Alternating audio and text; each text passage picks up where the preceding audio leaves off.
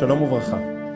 Aujourd'hui, nous allons parler d'un sujet très intéressant dont le rabbi de Lubavitch le traite en long et en large et pour essayer de se focaliser sur un point que vraiment nous intrigue tous les jours, c'est la construction du troisième temple, le troisième Beth Amikdash, où Bezrat Hashem, nous arriverons si prochainement à le voir de manière concrète et de manière réelle.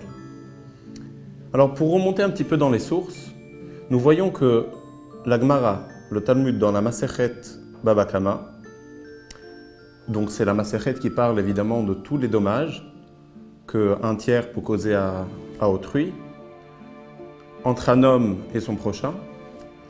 On voit que cette Gemara, elle traite le sujet du Beth Amikdash. Et à quel sujet la Gemara s'arrête? Eh bien, il y a un pasuk, un verset dans la Parashat Mishpatim qui dit la chose suivante. Ki tetze esh umatza kotzim. Quand le feu s'étend d'un endroit et il trouve des kotzim, il trouve des ronces, et donc ce même feu, il est en train de ravager le champ d'autrui, le champ de quelqu'un d'autre. Dans la suite du pasuk, le verset nous dit « Shalem yeshalem amavir et habe'era » L'auteur de l'incendie sera tenu de payer l'endommagement qui a été causé. Ce qui est un petit peu intéressant, c'est que dans ce verset, à premier abord, nous pouvons remarquer que au début, le pasuk nous dit « Ki tetze esh » quand le feu s'étend, et donc le mot « tetze » c'est le feu qui s'étend de manière seule. Il est en train de se propager d'un endroit à l'autre sans une action préalable de qui que ce soit. Et à la fin du pasuk, à la fin de ce même verset, le pasuk nous dit « Shalem yeshalem amavir et habe'era » Qui devra payer? L'auteur du dégât, l'auteur de l'incendie. Alors a priori, ce qui est très étonnant dans ce verset, c'est que si le feu est sorti de soi-même, du champ, comment se fait-il qu'on demande à une personne de payer a priori cet endommagement qui a été causé? L'explication du verset de la manière la plus simple, la manière que Rashi explique, c'est que Ki tetze esh, c'est donc ce feu effectivement qui est sorti d'un champ de quelqu'un et qui est revenu vers le champ de quelqu'un d'autre, son même voisin. Mais par malheur, le propriétaire du champ ne s'est pas rendu compte que le feu est sorti de chez lui. Et donc, effectivement, il est tenu de repayer et de payer tous les dégâts qui ont été causés. La Gemara, suite à cette explication du pasuk, la relie effectivement au sujet du Beth Amikdash. Et comment cela? Alors, la Gemara, elle dit qu'en fait, ce pasuk, il vient nous enseigner l'approche et l'abord que malheureusement le peuple juif a eu au moment de la destruction du temple. Et c'est une discussion que Akadosh Baruch Hu est en train de dire au peuple juif. Akadosh Baruch Hu dit comme ça. Ki tetze esh, ce feu qui est sorti et qui a ravagé le Beth Amikdash. Alors c'est vrai que ce feu est sorti de lui-même. Et le sens que le feu est sorti de lui-même, c'est quelque part pour dire que les Bnei Israël ne se sont pas rendus compte de comment ce feu a été créé, comment ce feu a pu prendre tellement vite, à cause de la haine gratuite, à cause de toutes les malheurs du peuple juif au temps du premier et du second Beth Amikdash. Alors Akadosh Baruch Hu, il dit comme ça. Bien que Ki tetze esh, que ce feu est sorti de lui-même, tout seul, quand même, Shalem yeshalem amavir et habe'era, je prendrai sur moi, Dieu dit, de repayer et de reconstituer le troisième Beth Amikdash. Et à travers quoi? À travers le même moyen que j'ai employé pour sa destruction, c'est-à-dire le feu. Et pour renforcer tout ça, la Gemara, elle continue, elle poursuit en emmenant deux versets où chacun nous montre d'un côté qu'Akadosh Baruch Hu a pris sur lui, s'est engagé à reconstruire le Beth Amikdash, bien que la destruction de ce Beth Amikdash a été au préalable causée à cause des fautes du peuple juif. Et la Gemara, elle continue en disant la chose suivante. Akadosh Baruch Hu, il dit, Ani hitzati esh betzion. C'est moi qui ai mis le feu dans la ville de Tzion, dans la ville de Yerushalayim, dans le Beth Amikdash. Sheneemar, comme il est dit dans le verset, dans Echa, Vayatzet esh betzion vatochal isodotea. Il a allumé un incendie dans Sion, dans la ville de Tzion, de Yerushalayim, qui en a dévoré jusqu'au fondement. Et Akadosh Baruch Hu lui-même va reconstruire le Beth Amikdash avec le feu.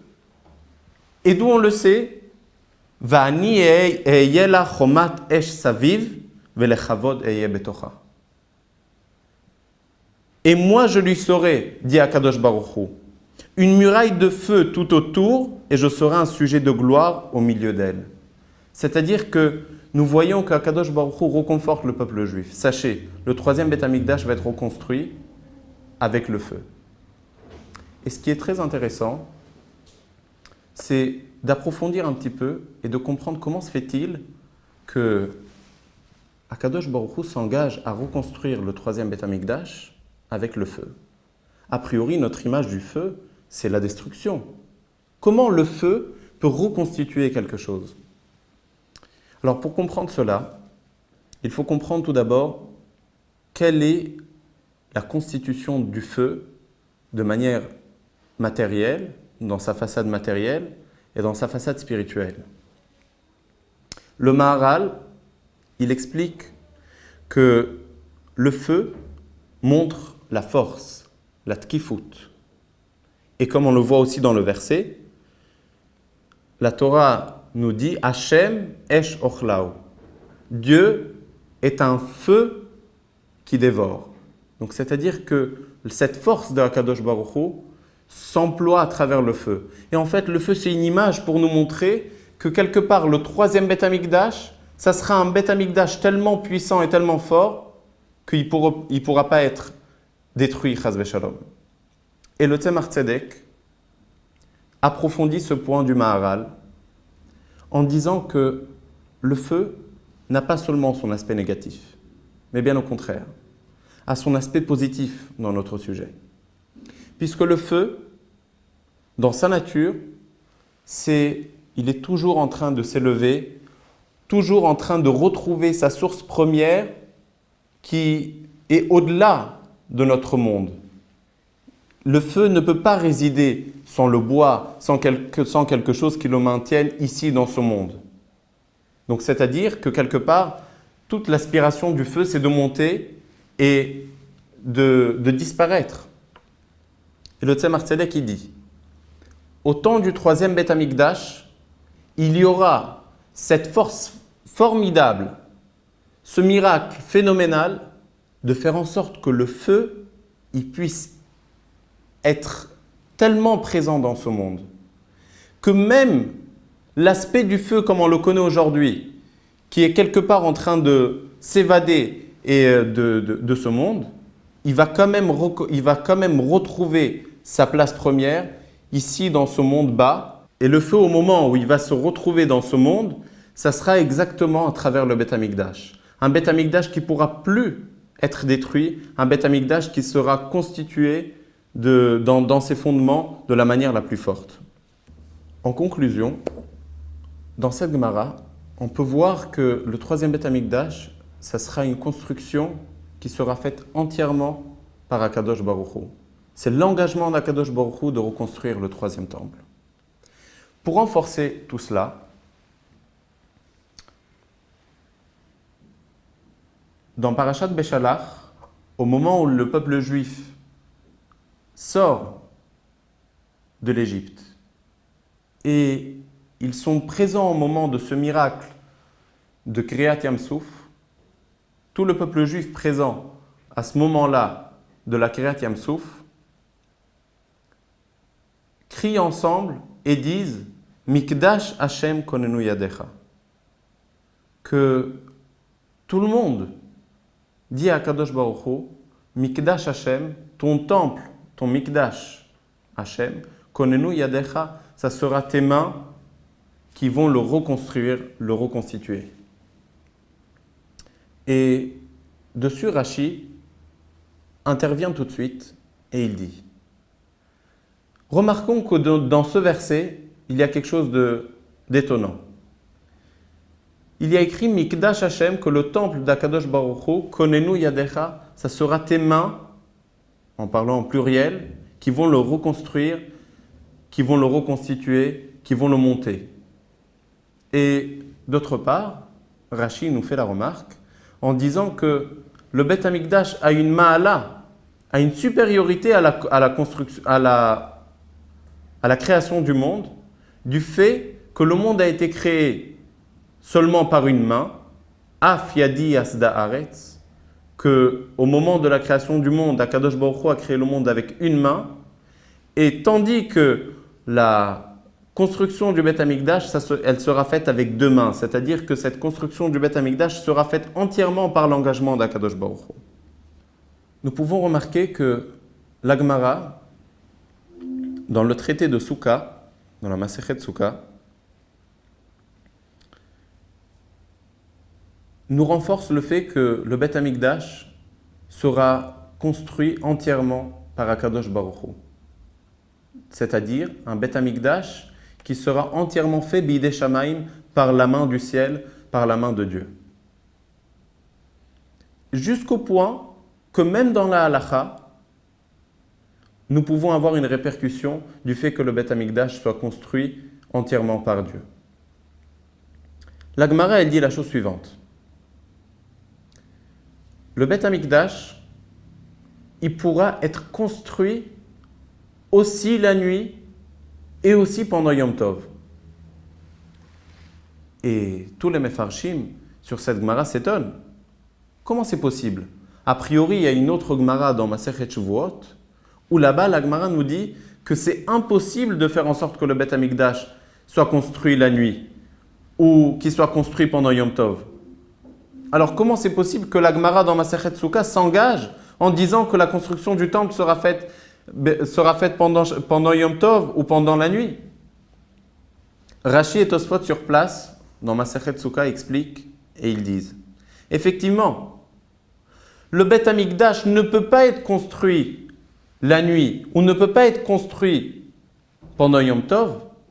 C'est le fameux Beth Amikdash qui a été construit par la force des êtres humains, par la force du peuple juif, comme le premier ou comme le second.